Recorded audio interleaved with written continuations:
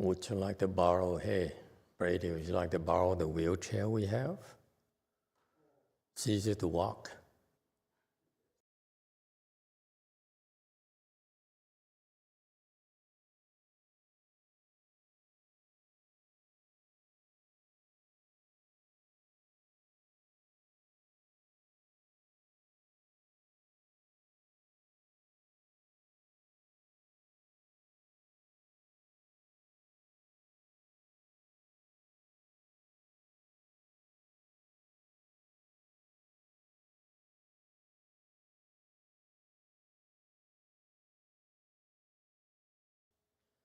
Whatever.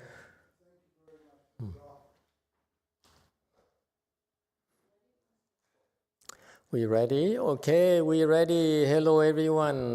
Thank you all for joining us. We're here at Way Mountain Temple on our Saturday chant class here in the U.S. And today we have a special program for you. We are being joined by our delegation to Europe. I see here on the screen, as you can tell, we have, what is it? There's some sort of commotion going on.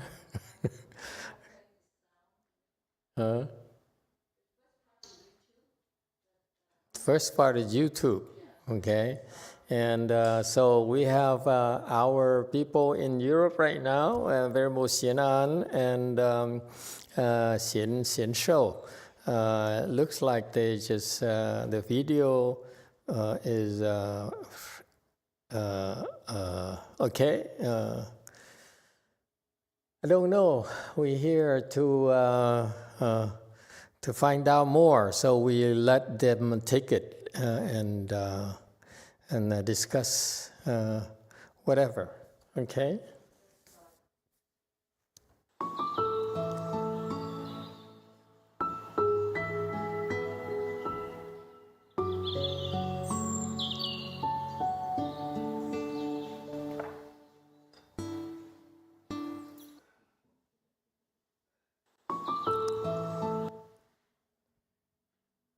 Una clase de meditación, Chan. I see. Aprende meditación, Chan. Okay, whenever Sanan, you can go for it. Miércoles, Wednesday, huh? Donde? Okay. Donde? Hyunon. Hello, everyone. Do you hear me okay? Yes, we can hear you. Hello, everyone. It's nice to see you all. Yes. Yes, the slide, I prepared the slide for Europe trip, our European trip. Okay. These are the flyers our local people created. And Sophia Ku also helped out from Australia to advertise our Zoom class for Europe with a QR code. It's not very clear in her sound. Hello. Sorry, can you hear me better? A little bit slurry. The internet condition is not so excellent here in Portugal. Okay. Okay. Okay, so next slide.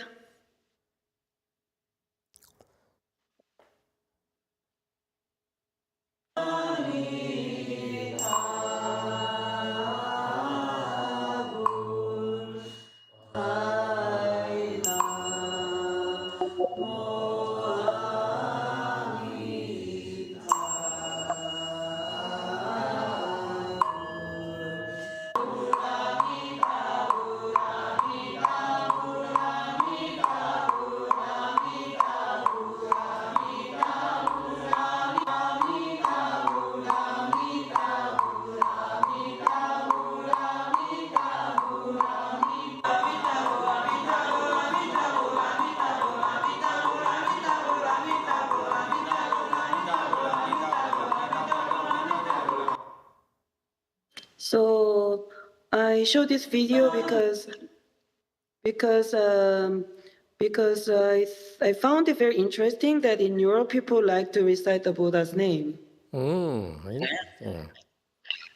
Okay. Every time we go to a place, we introduce them chant meditation, and then we also introduce alternatively the reciting the Buddha's name. It seems like they participate better with reciting the Buddha's name, although there are a lot of Catholics here.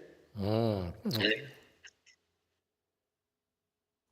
Okay, and this photograph just introduces our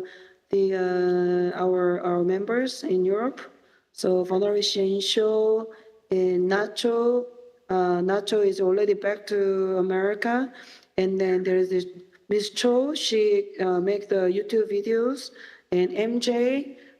She's helping out with newcomers and assist us with locations because we don't know where we are going, and then we just follow her around. Yeah, she's a navigator. I see. Okay. Yeah. Next slide. So I think in the previous lecture, Master explained a little bit of the photographs. And then after we did the classes 3 times in Madrid, we went to Toledo, which is a very old city in Spain. It's 1 hour driving from Madrid. And Nacho drove us to Toledo for a day trip. Next slide. So, as you know, in Spain, one of the biggest attraction is the churches and the cathedrals. So we went to some churches in Toledo. Wow, look how opulent and how gorgeous they are. It's just really adorned. It's just really adorned. How old are they? How old are they? You know, maybe like 700. I have no idea. Like pretty old, but not as old as Korean temples. But you look at the architecture and how it's built. It's incredible. Yeah, there are more slides that's older and bigger church. The next. One thing I found very interesting in Toledo, we went to a church and I saw one room with bones of a person or several people, I don't know exactly, but there were bones and there are relics. Bones as relics? Yeah, it says relics on the wall. Yeah, it's not the same as our relics. Right, but I don't know, somehow in the room, I don't know if it's because the Virgin Mary statue or the relic, the energy was really strong. I see. But look at all the adornments here. And then the photo on the right, next to the cross, is actually the people's skull. The skull, I see. Yeah, the skull, yeah. Yeah, next to it, their skull. Okay, next slide, maybe. Next slide. And this is view from the tower of the church. Wow. No, previous page. Okay, never mind. And then this is another.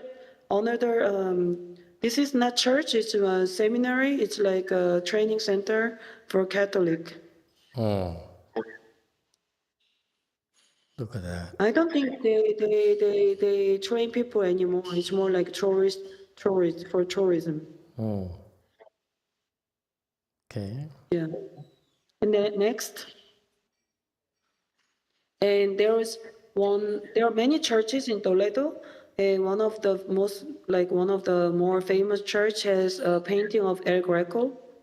I remember I saw this painting in the textbook or somewhere else, but we didn't know, but we just follow MJ from Korea because she majored in art. So we went there. So people go to this church just to look at this painting only. And then next slide.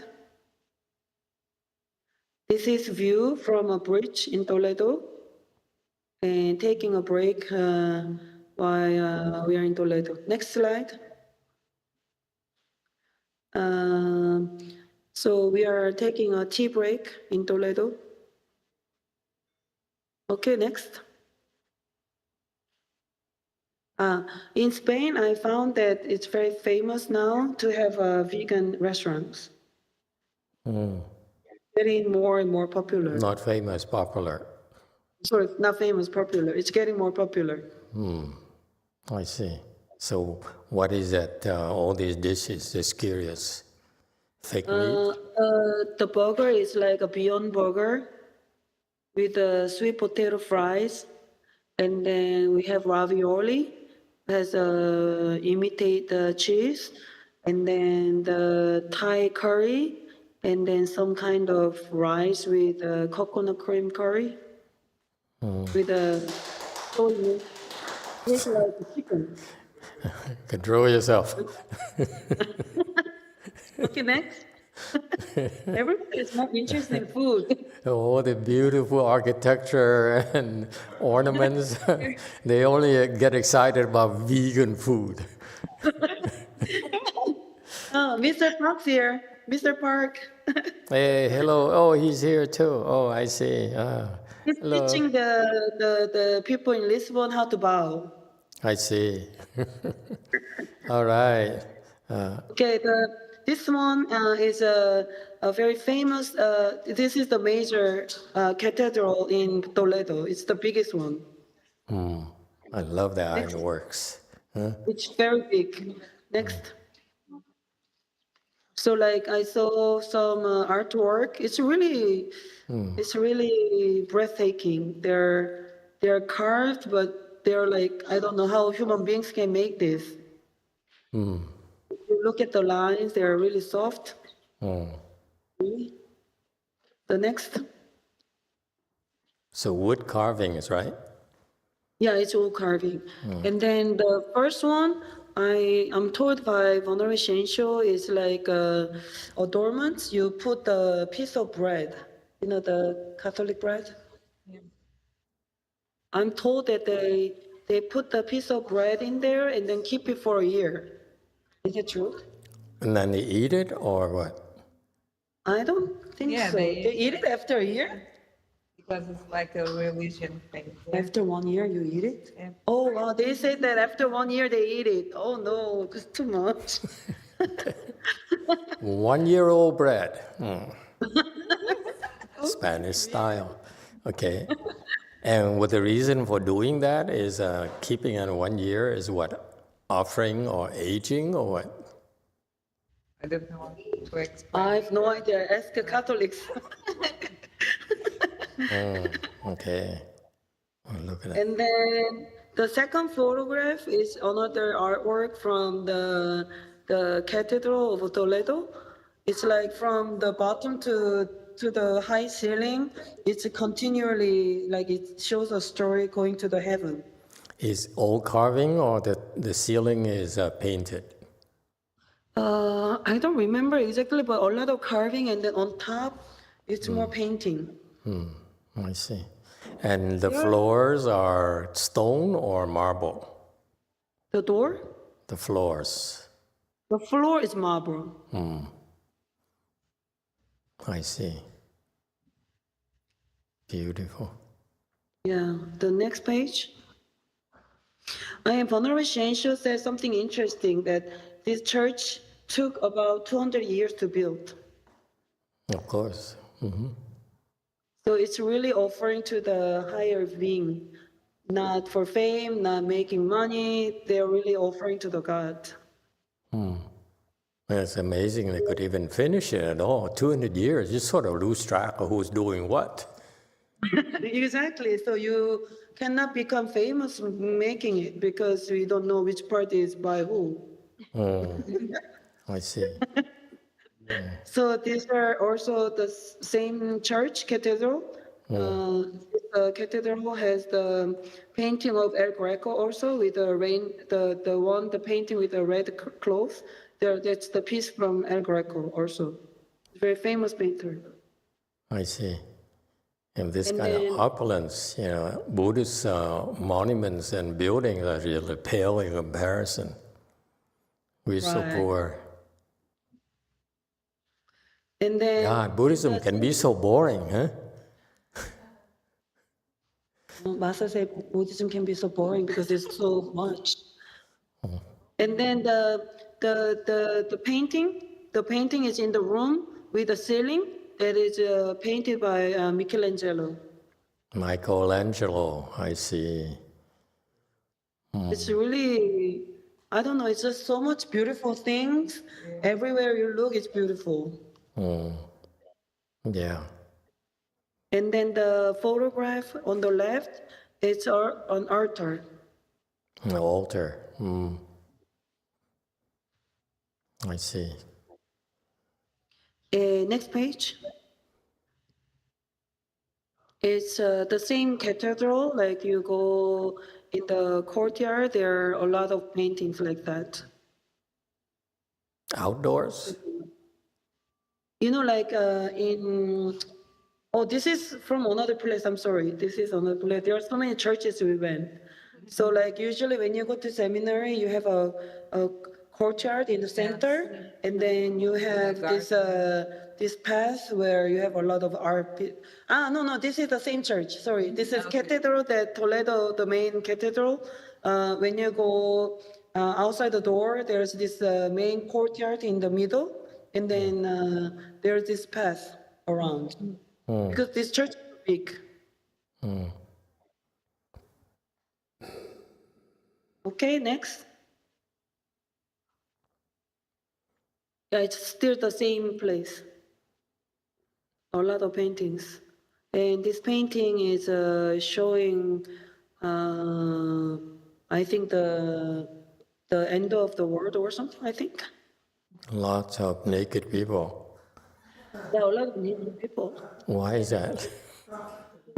I heard that the painting at the bottom is showing like they're going to the hell. These are going to hell. Right? Looks more like a resort for us. They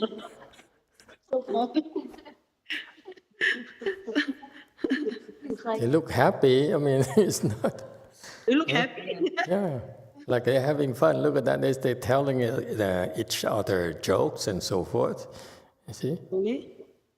Yeah, looks like it. See, she's like working on her hair. Yeah. Working on the hair with. Master Shenshu says this painting is describing the end of the world. End of the world. Last party before the end of the world. Okay. This painting was interesting for some reason. I don't know why. I see. So two classes of beings there. Those who are clothed and those who are unclothed. This says some people go to heaven, some people still fall to the hell, end of the world. Okay. So the one that with clothes is going to heaven, the one naked in these images, in this painting, they are going to the hell. And Jesus in the middle right there is half clothed. What does it mean? Yeah, exactly. I don't know. Do you know? I'm trying to shock the Asians here. You have to pray for them to go to the. Yeah, why is the Jesus is only half clothes? Yeah, why is he half clothed? Is it some sort of sexy pose or what? I mean, we Asian, the Buddha is kind of barren, look behind you, it's by design. Yes, 7. Thank you, Master. 안녕하세요, Suni. 안녕하세요. I don't know what the art history major would say, but from my Western perspective, Jesus is just in the middle, like shrugging his arms, saying, "What do you want from me?" Yeah.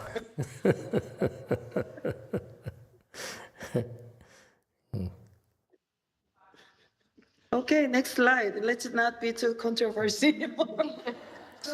Okay, so after that, so we had one day off. I had some day trip in Toledo to learn about the culture because Toledo is a very old city in Spain. I heard that Toledo used to be a capital. And then after that, we went to Zaragoza. Zaragoza, yes. Zaragoza used to be the capital of Aragon Kingdom. Next slide. Zaragoza. They move is around, don't they? train- Yeah. They move around, yeah? From Yeah, Madrid Zaragoza to Toledo to Zaragoza. So we took a train to Zaragoza from Madrid early in the morning. Next slide. The major thing is to let Master Shensho to meet his mother. Wow, there's similarity. They look similar, don't they? Hmm? Yeah. You know what really amazed me is because Master Shensho said the mom had dementia for like 6 years. But when we told her about Pure Land, she's really, really clear. She asked questions and she wanted to learn about Pure Land and she followed to recite the Buddha's name. Wow, impressive. She even asked, am I doing right? And then she said, Amitabha, Amitabha. She was following it. It's very interesting. Yeah, she looks pretty good though. Yeah, she looked pretty comfortable for some reason. Next. So this is the main cathedral of Zaragoza. Actually, it's one thing very interesting when we went there.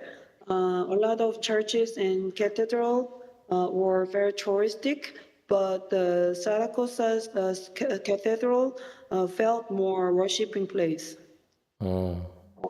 Next, please. Do they have cars there? Are there parking lots there or no? I don't know.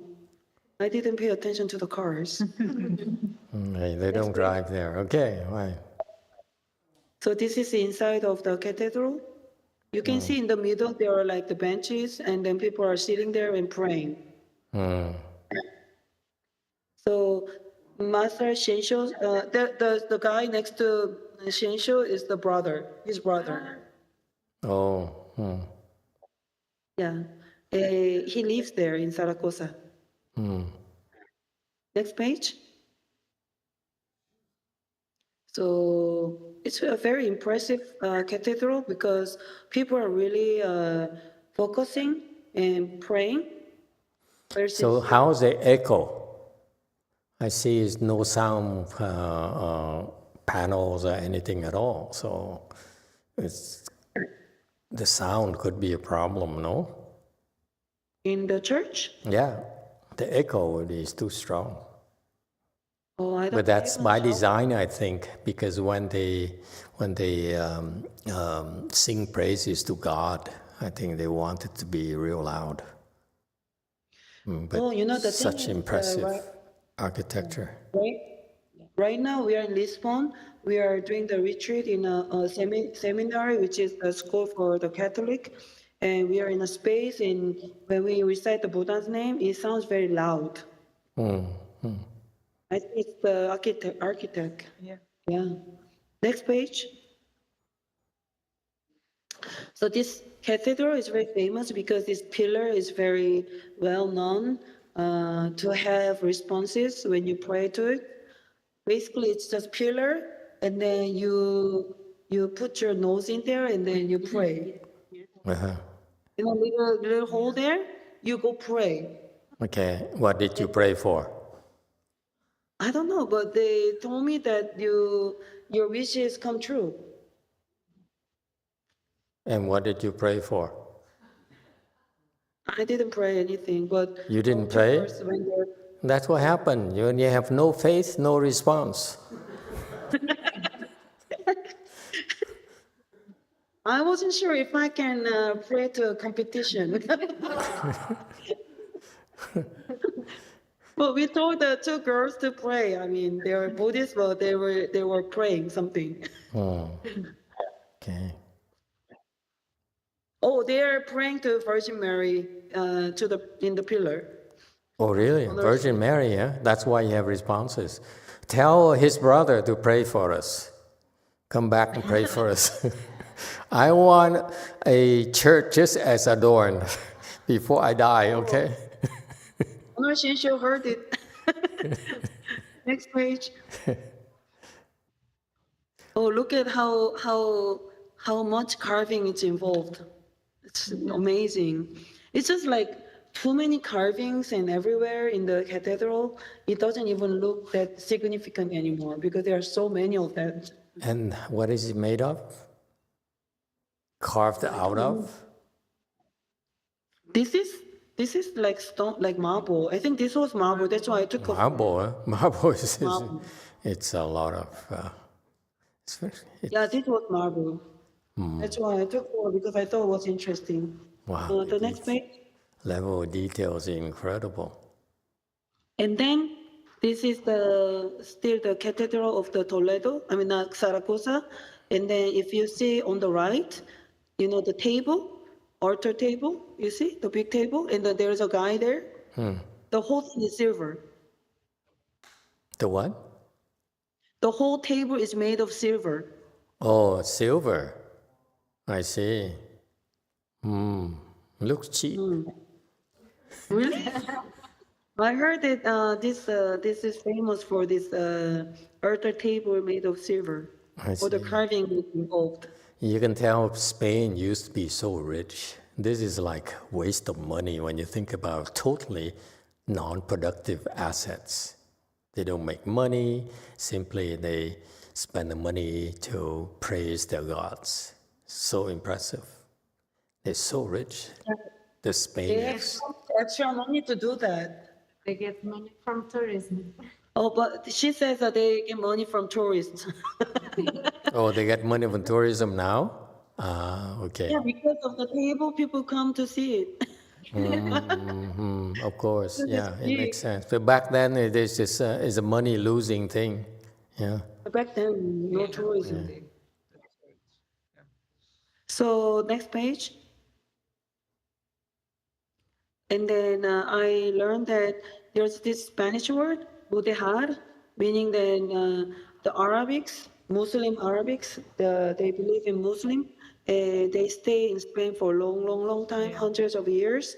And then later the kingdom become more Catholic. So they convert into Catholic. But they still build the church with Arabic design. That's why the wall of the church look like Arabic. Yeah, that's the Moor culture, right? Yeah, so like some of the church, some parts of the church look like Catholic, some parts look like Arabs, Moorish. and they put it to Mudehar. Okay. Did you eat any Moorish dishes? Did I eat any Arabic food? I don't remember. Did I eat anything? I don't remember, Master. Sorry. The Arabs eat vegetarian? Just hummus and the pita bread, I think, and couscous. I didn't eat that. No. The next page. Oh, and then I think maybe it's another church. On the wall, those paintings are not painting. They're like carpet. They're like how do you say? They're hand woven. Yeah, Hand woven. it's carpets, yes. Wow. Next page. It's big. It's really big. Look at this. Yeah, I saw some in Rome too, yes. And this is incredible. I don't know how people do these things. No? The kind of details is incredible for a carpet. Do they actually walk on that? Okay. Sorry, I don't know. Next page. They say they don't walk on it. Oh, another dish. Oh, this one is they like. This is dish from Zaragoza because we didn't want to go to the vegetarian restaurant anymore Okay. because vegetarian restaurant is like they don't serve the Spanish food. Yeah. They have menu like veggie burger, curry. It's not Spanish, so we wanted to try something Spanish, and we went to like very typical Spanish restaurant, and then they cook the mushrooms for just especially for the left-on people. Yeah, the tourists, right? The locals do not eat vegan, apparently. Right. The vegan restaurant is more like trendy, and they're not Spanish at all, so we really wanted to try something Spanish. And how was the hamburger? The burger was pretty good, pretty good. Pretty good. That's bad. Yeah, maybe American hamburger is better. No, the Korean burgers are they're weird. and totally no fat, no oil, no grease. Very lean, unhealthy. It's true. Yeah. But you know what is really good in Spain? The fruits are really delicious from Latin America. The fruits. The mangoes and pineapples, and these are from Latin America or like maybe North Africa. They are very delicious. Yeah, they're very fresh, and vegetable too.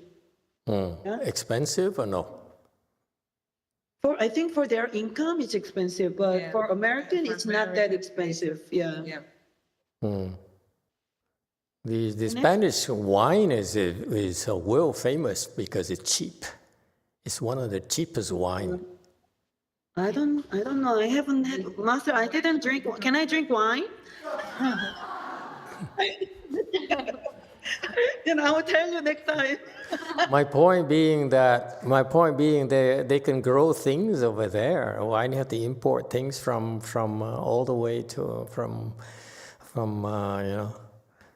Africa and stuff? Because they grow a lot of things. It's delicious also because the tropical food they cannot grow, so they import from Colombia or Venezuela. I see. Wow, nice. You know, there are so many Venezuelan and Colombian in Spain. They are now. Don't seem to be a lot of people. No, lots of tourists at all. Is this an off season or what? Zaragoza is not famous place for tourism.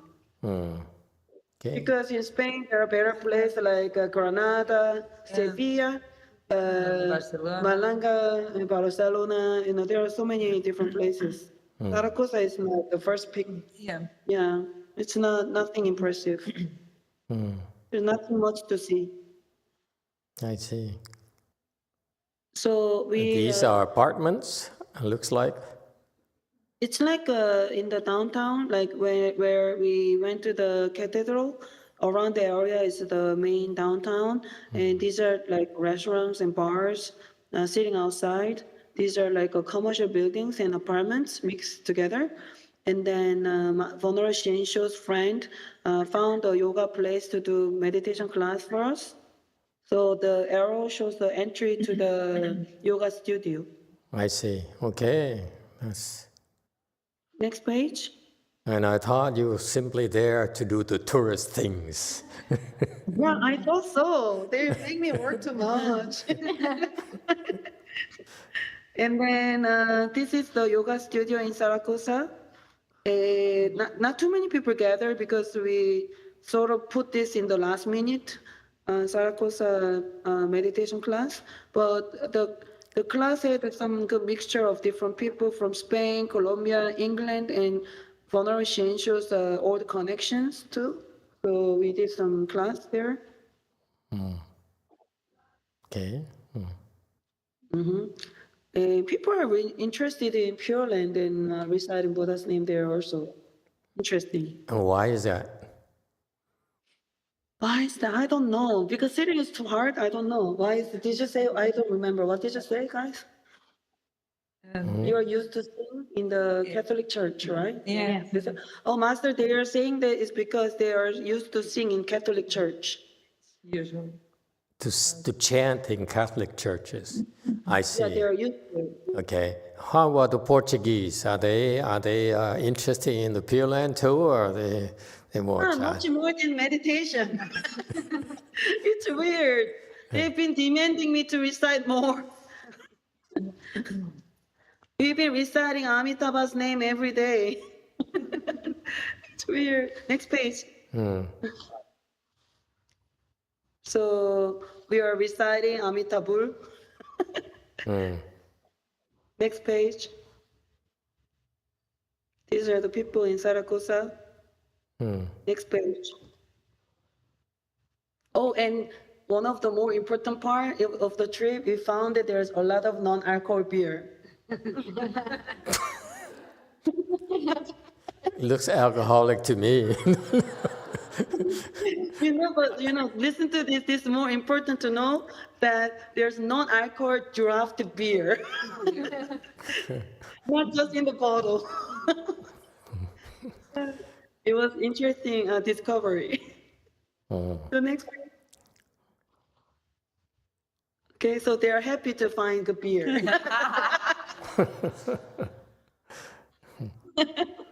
You can tell they're happy with the beer. Yeah. Next page. Oh, yeah, this is the famous view from Zaragoza. Zaragoza's cathedral. This is the only famous part of Zaragoza. The cathedral looks big and nice from the bridge.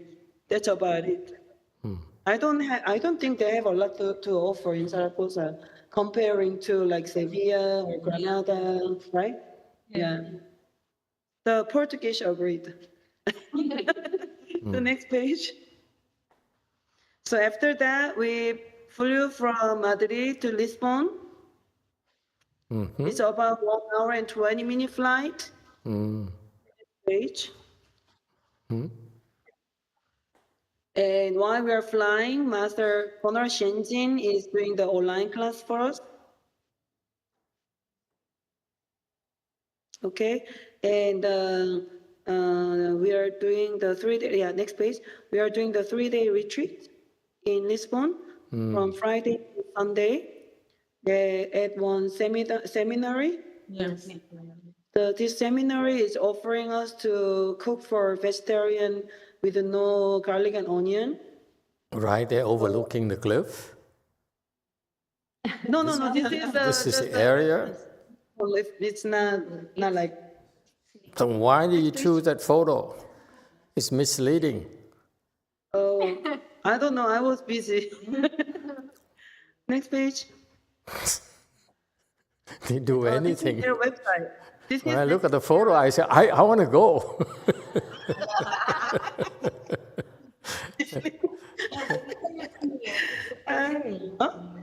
There's a cliff here? No. No, it's Oh, this doesn't look like Portugal at all. I don't know. This is their website in Portuguese. Okay. Editar Lisboa. Right? yes. Okay. Next page. So this is the seminary. We are doing the retreat right now. That's where you are right now? Yes, this is where we are. Oh, wow, impressive. That's a big building. But we haven't had the time to go outside. They make me to work all day. We're studying the Buddha's name all day. Too much. Wow. People don't go home. Next page. Wow, look at those huge buildings. And I think people are very happy because it's not expensive here. It's like 60 euro for the room, including 3 meals. 3 meals. Wow. And what is good about this place is not fancy. The food is the same taste every day. Nothing interesting. I see. You can only focus on cultivation. You don't enjoy. There's nothing interesting. I can see the live photo there at the XS2 who's sleeping, and then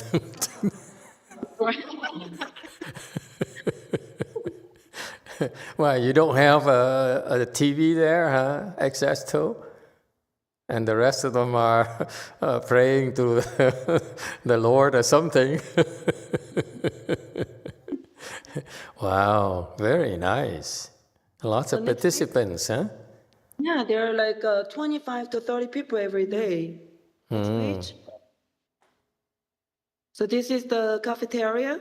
I see. In Portugal, I think food is more simple. It's sort of similar to the one that I had in Cuba, because I think if you don't eat seafood, there's nothing, like not so much options, right? You have to go to the city, right? Yeah. Yeah. Next page. So we also celebrate their birthday. Next page. And then from the second day, they gave us separate space to have the vegetarian meals, or just us. Next page. And then we keep reciting the Buddha's name and also medicine mantra. Next page. This is it, maybe. We have another one. It's finished? I think Yes, it's finished. Okay, so just to give you pointers, in Spain, I heard that people are, what was impressive in Spain is that people are really eager to learn because they feel they're stuck for a long time. They told me they are stuck, so they are looking for a way to improve themselves. They are actually really eager to learn.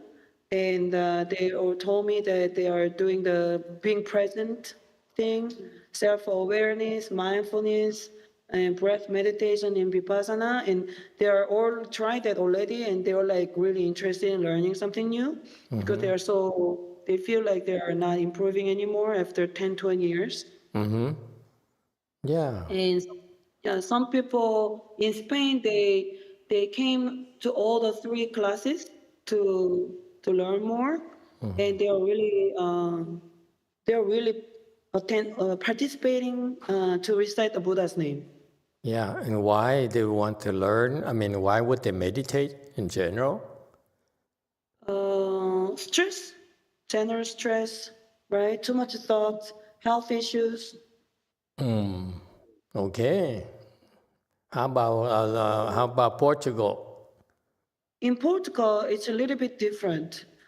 People are not as much as exposed in Madrid. They are more pure, per se. More pure. Yeah, there are some people, they tried the mindfulness and self-awareness, but not really had the chance to try it too many times. Because people don't come over here.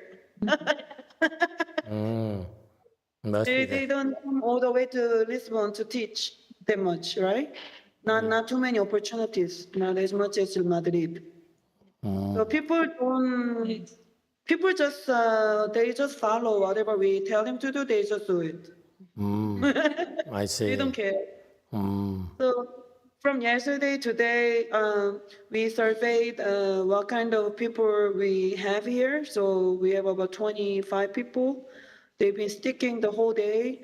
So we thought that maybe sitting all day is not appropriate for the new people. So we tried do Dharma talk 4 times a day. And then we do question and answer and bowing practice, reciting the Buddha's name, and some sitting here and there. And then some people are fasting and doing some mantra, stretching for yoga. Yeah. But basically, people come and participate from 5 o'clock in the morning and until 11:30 at night. They don't go home. Wow, really? That many people? In the morning and then at nighttime, maybe more like 17, 15 people. During the day, more like 25 to 30 people. But it's like the same people sticking out. I see. Impressive. I don't know why they're sticking. I've been encouraging them to go home and take it easy, but they don't go. I see. Okay, maybe really want to do it. Okay, excellent. Any questions? Anyone? You can see the Lisbon people, right? Yeah, we can see. Oh my God, they are doing bowing. Yeah.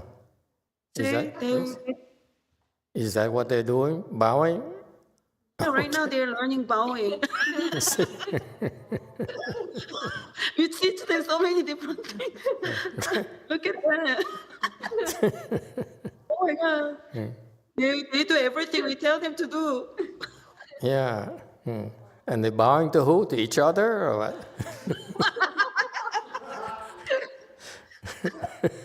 I have no idea what's happening. And it's Korean style bowing. Very good. And you The go. thing is, after bowing, people kept coming to me and say they really like it. I don't know. No, bowing is a very good thing. They will feel it right away. The chi really travels. Bowing is a very powerful form of practice. Okay, You can so feel they look, you can feel the difference after bowing. Okay. yeah, people are smiling after bowing, and they told me they really like it, and then they demanded to do more bowing classes. Yeah. No, and that the bowing has always been we always known that bowing is a very powerful, very useful exercise, especially in K-land. They do a lot of bowing because you can feel the difference. Wow, they are really working hard. Yeah.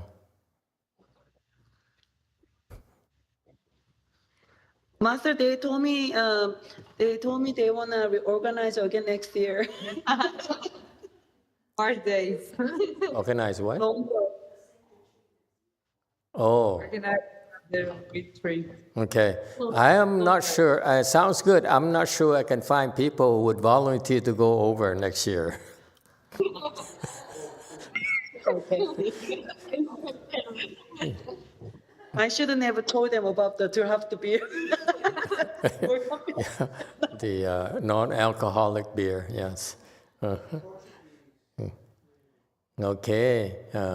Because it's, I can imagine it'd be frustrating to go to Lisbon and to Portugal and not eat seafood. I mean, the seafood is incredible. Very sad. Yeah, too frustrating, I think.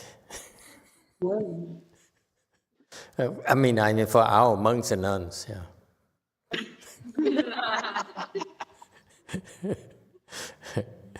All right. Anyone has any questions and comments? No? Oh, it's very good. It's important to emphasize the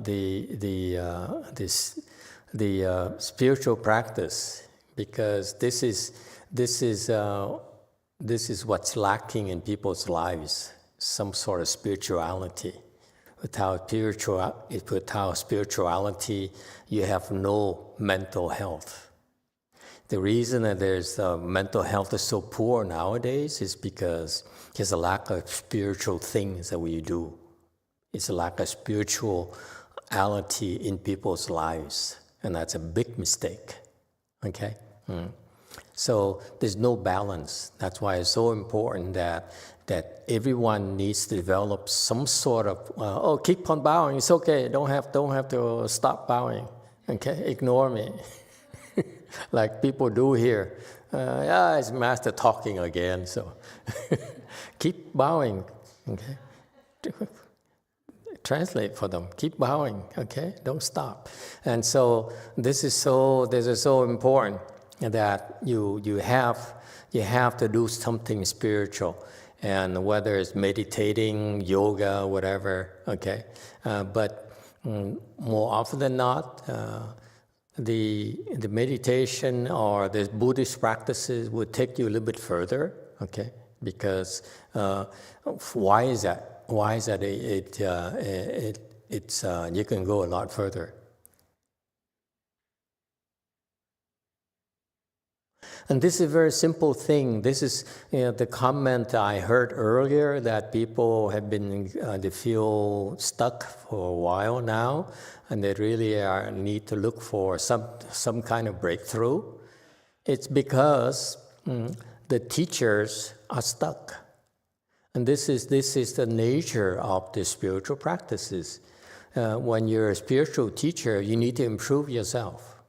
If not, if not, then you will actually are obstructing the progress of the students. So this is the Chan wisdom. What is the Chan wisdom? Is that we follow someone, a good no advisor, who is supposedly has been free from that, from being stuck. Okay? At least they're so much further ahead of us so that we can follow his path, follow his lead, and go very far. This is so fundamental to spiritual pursuits, and that the Catholics and non-Catholics don't talk about it, and many Buddhists don't talk about it because they don't have the concept of following a good knowing advisor. If you practice by yourself, 99% of you will get stuck. Only a few people I know of, when they practice Chan and follow these spiritual practices, are not stuck. Okay? Like Master YongHua, like Master Xu Yun. But the rest of us will get easily stuck because it's very rare for you to be able to handle the obstructions by yourself. When I was practicing on my own, I was very lucky. I have a Dharma protector who was way ahead of me. So he gave me the protection for many years, okay, until I surpassed him. And then in turn, I gave him the protection, and then he improved a lot as well.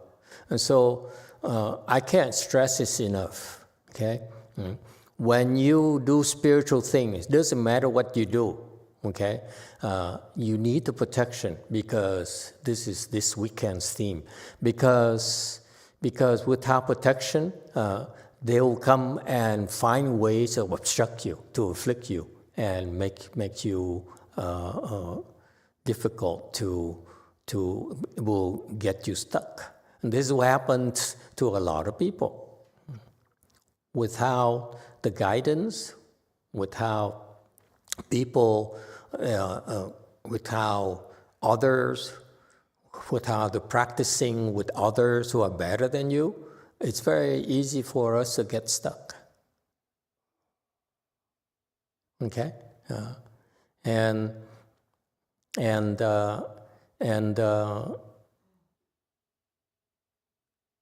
so your karmic obstructions will come and will confuse you and will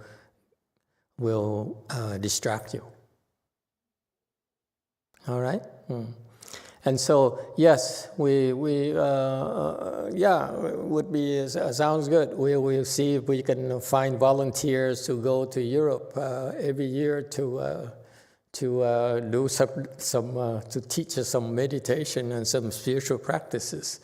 But I can't promise anything. It might be difficult for me to find volunteers. Yes. Volunteer already? I thought it was a question. We're not taking volunteers yet. Very good. Yeah. Anyone else would like to say anything?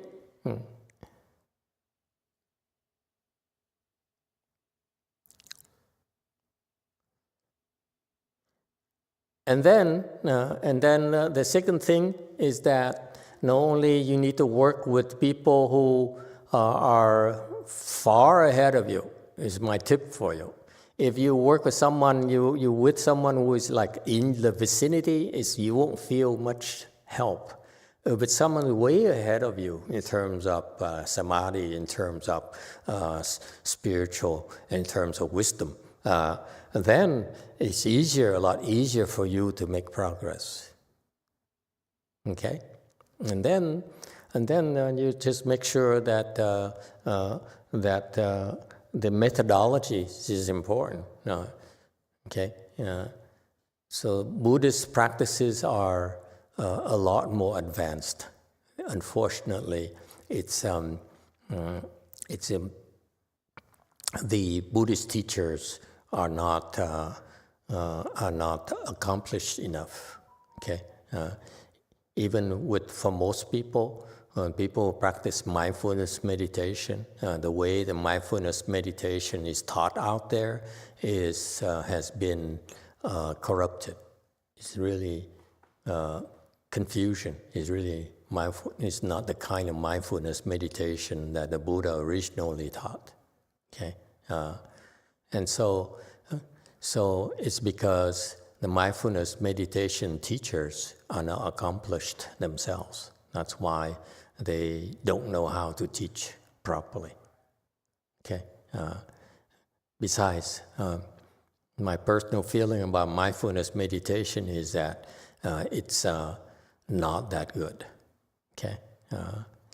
For example, the mere fact that you can bow properly, learn to bow properly, it's subject to your physical conditioning. I mean, your knees need to be good enough and so forth, okay?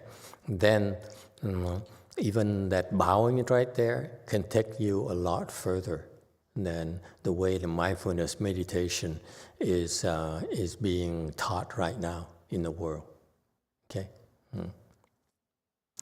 All right, and so until we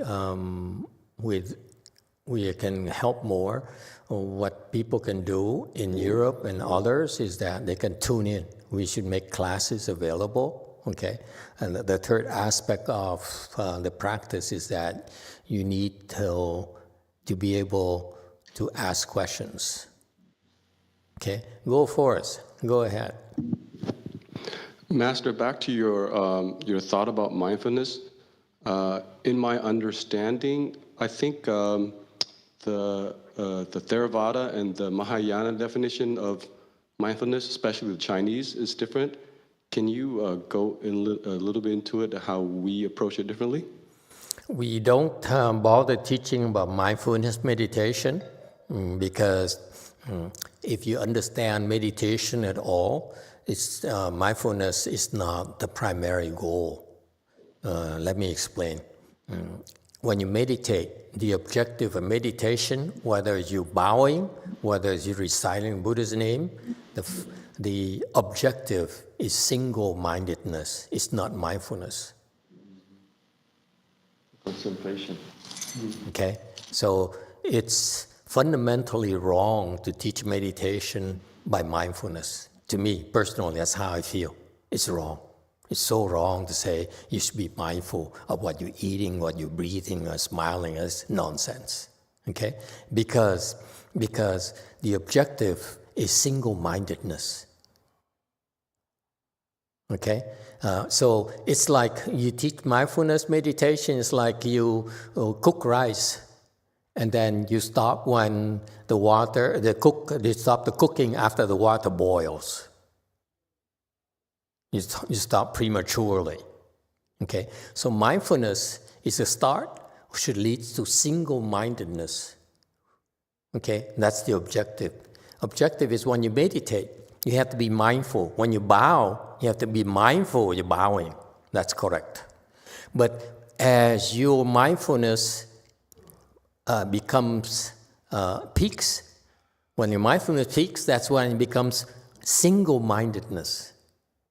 So that's a problem with meditation right now, the way it's taught out there, okay? Especially by all the mindfulness meditation teachers, because if you really understand meditation, my opinion is that you would never teach mindfulness, because like you tell someone to go to college and you don't tell them they're supposed to get a 4-year degree or a master's or a PhD. You just tell them go to college, enlist in courses, enroll in courses. That's not good enough. You understand? Mindfulness is going to college. That's all. Single-mindedness is that you go to college and then you get a degree so that your time is not wasted.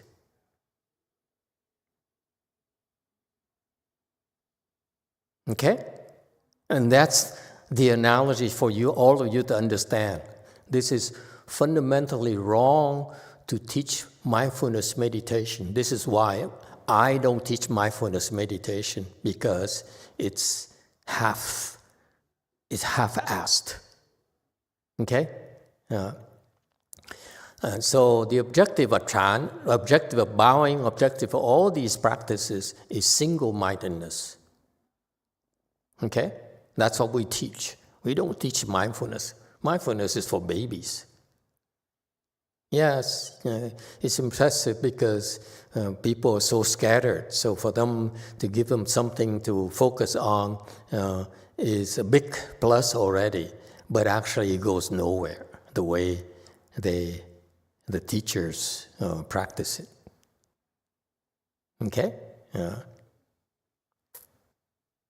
And in particular, the way that the teachers, especially Buddhist teachers, and the so-called experts, specialists in mindfulness meditation, the way they teach mindfulness meditation is actually encouraging scatteredness, not single-mindedness.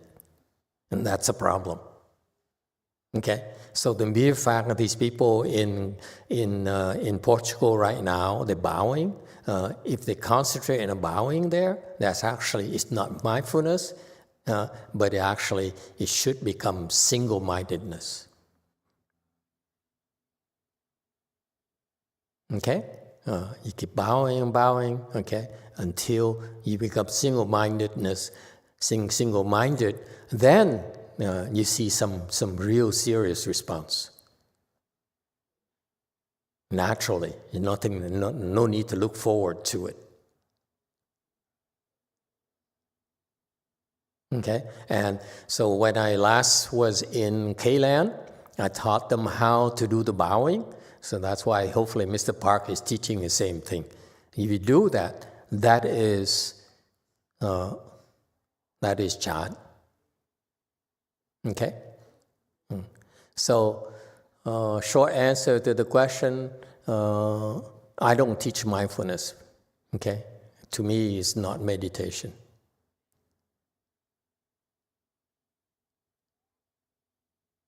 And the proof is that all the mindfulness meditation students got nowhere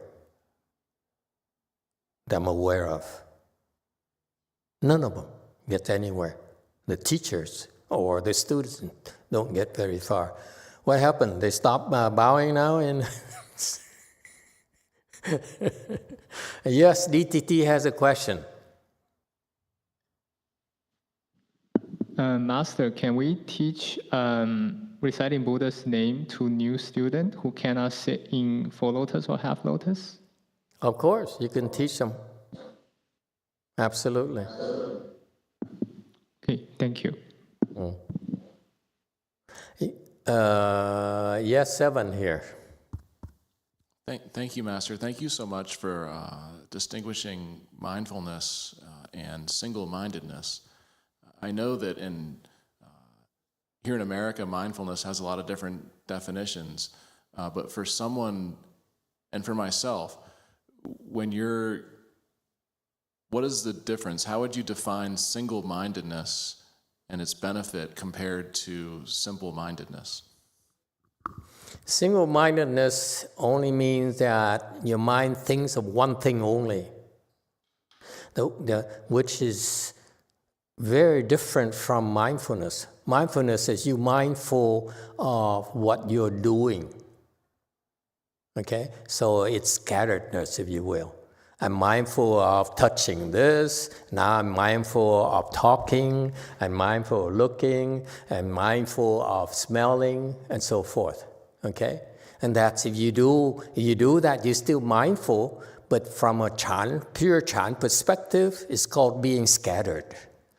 Because our mind jumps from here, to here, to here, to here, to there, and so forth. That's scatteredness. And that's not what we want when you meditate. Meditate is you drop all that distraction and focus only one thing, whether it's bowing, okay? Your mind should be focusing on only the motion, the movement. Your mind says, okay, I'm bowing, I am bowing, I am bowing. Okay? At first, you follow physically the body because the body is not used to it, so your mind naturally processes. It says, first I need to lower my knees, bend, push my hip back and so forth and bend. So at first, mechanically, you have to think about it. But once you get the mechanics right, then you no longer think about it. Then you only think of one thing, I'm bowing, I'm bowing, I'm bowing. One thought only. So that is meditation. Okay, and this is why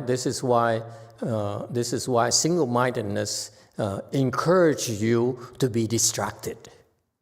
Because as long as you're mindful of chewing, you're mindful of drinking, then you're being encouraged to be scattered. Yes, go first.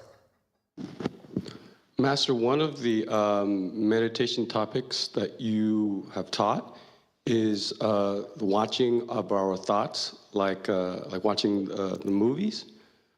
On the surface, that may almost appear as being scattered. Can you please explain how that's not scattered and how that achieves single-mindedness? When you watch your thoughts, okay? When you watch a thought, for example, the famous Vietnamese monk in Vietnam, when I first started, he says, you have to recognize it's a false thought. Okay, he's very famous. It's big. He's not as big as Thich Nhat Hanh, but he's actually number 2, number 3, whatever. Okay, and he had a lot of followers. And so they taught, and he says, based on the Heart Sutra, I don't know. I mean, I met some of his students, and I was never impressed by any of them. So he says, you have to recognize this is a false thought. You're false thinking about this, false thinking about that. Again, it's a half-assed meditation. Okay, because the technique is all wrong. What are you doing? You're watching your thoughts, and you are encouraging, okay, scatteredness again. When I teach you watching your thoughts there, it's only for what purpose? Huh? When a thought arises, you cut it off. You stop. Okay, you said, for example, you said, a thought arises that I'm craving for some juicy American hamburger. Anyone? Never mind, okay. I'm probably hungry. When that thought arises with all that glorious details, okay, I want a hamburger, real American hamburger. It's a thought, okay. When it arises, you stop, you cut it off. That's Chan meditation. Next thought arises with some real greasy French fries, and I would drown it in ketchup, American ketchup. Another thought, right? You cut it off. You stop it right there. That's what you do. That's how you get the single-mindedness. And the process doing right there, when you say, I want a hamburger, cut it off. I want some fries, cut it off. How about some Pepsi, no Coca-Cola, cut it off. Next thought, then I will have a complete lunch, cut it off. Okay? That's natural. When you do that, what is that called? Mindfulness. With a purpose of becoming single-minded. Got that? This is a difference. When they teach you mindfulness, they only make you become aware of your thoughts, but they don't teach you what to do with them. And that's why it's scatteredness. Whereas for us, we tell you to be aware, to watch the thoughts, for the express purpose of not following them. You stop, you cut them off, you nip them right at the butts. Okay? You trim them right away.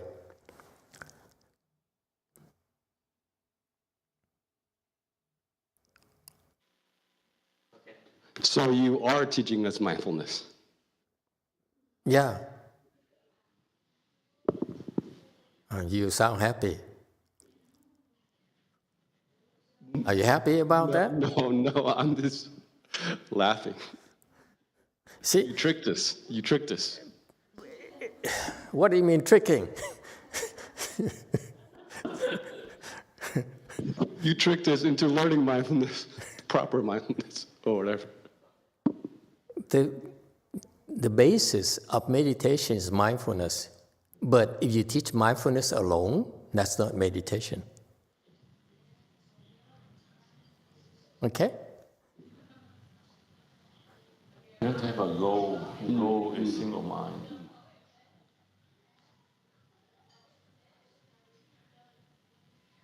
But he sounded so happy that I is discovering I'm teaching mindfulness after all. I mean, this is sort of some fixed ideas that he has. Okay, some biased views. It starts with mindfulness, but it doesn't stop at mindfulness. It's mindfulness with a purpose, if you will. Okay, whereas the mindfulness that's being taught by all of them out there, because they don't understand meditation, that's why they don't teach it properly. That's why I refuse to call it mindfulness, because it equates us as them. It's too confusing for all of you. I don't call it mindfulness because their mindfulness is scatteredness to us. For us pros, we look at it as when you teach it, you only are encouraging people to be scattered, less scattered, but you won't go very far. Because they don't understand how to go from being mindful of what you do to single-mindedness. There is methodology behind it for that to happen, and they don't understand. That's why they stop. Chung Yin Sunim, do you understand? It's very important for all of you to understand why we don't teach mindfulness. Because mindfulness is scatteredness, ultimately, the way it's taught by all of them out there. Okay? Everyone teaches mindfulness because it's real popular and people ask for it. And we are the one who says, no, don't do mindfulness because you will get nowhere. Exactly what's happening to everyone in the world right now. They're getting nowhere. The same thing. Okay? I'm telling people that EV is very bad for you. In another decade or another century, you find out EV is so bad for you that we plowing billions and trillions of dollars into this. We're going to be so sorry. Okay? It will fry our children's brains and their organs. I'm telling you. And someday you'll find out. You'll be sorry that you didn't listen to me. Okay? And don't be afraid of AI. AI is stupid. Okay? Because it's artificial. We are pure. We are superior. We don't call ourselves artificial. Just the name. The name right there, artificial, is inferiority right there. We are genuine. We're pure. Okay? Can you say, will there ever be artificial Chan? Why not artificial Chan next? Okay? And forget about, I'm telling you, I'm saving the world a lot of money. Don't waste the money on autonomous driving. That's nonsense. It's not possible. Silicon Valley, do not waste your money. Don't plow money into autonomous driving. Let those losers lose their money. It's so fundamental. Yes, DTT. Emitofuo, Master.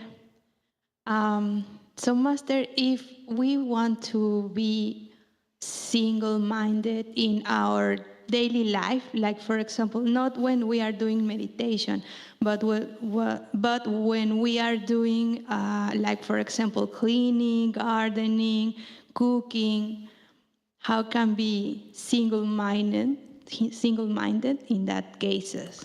You naturally will become single-minded. Okay, naturally. And when you become a teacher, I will explain to you why. Because I don't explain a lot of things to you because of the smart Alex in the world who only read, who refuse to cross their legs, who refuse to bow, who refuse to work hard to understand the process. Chan, before you can teach, is lived. You have to live Chan before you can teach Chan. This is our style of Chan, okay? We don't allow people to teach until they do Chan. They suffer, they struggle with Chan, and eventually you understand why. Okay, so short answer is you naturally become single-minded when you work, when you garden, when you cook. It's a natural process. And You develop that skill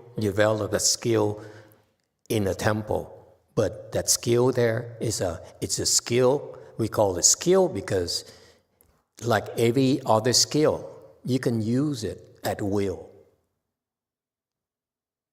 Okay?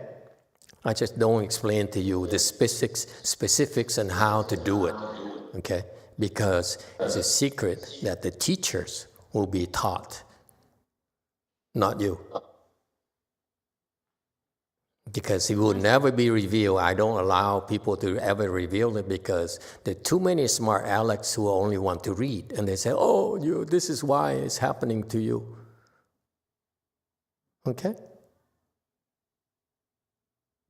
Master, for example, a good beginning to do that more naturally is, for example, as you say, like if we are doing something, some activity, and then thoughts arise or anything arise, cut it and go back to the activity is a good way to begin. Yes. Okay, thank you, Master. You're welcome. Okay, we stop here today. Thank you, everyone, and see you next time. Bye.